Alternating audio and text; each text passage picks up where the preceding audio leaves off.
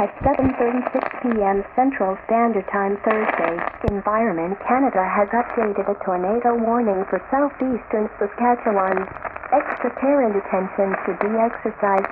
The following localities are included in the warning: Strasbourg, Rose Ravine Park, Earl Grey, Silton, London, Regina Beach, Craven, Grand Cowley, Balgony, Pia Park Reserve, Wilcox, Carney, Esplin, Lazard, Cronau, Wrightston, Fort Curatelle, Southie, Cooper, Markinch, Lytton, and Eifert.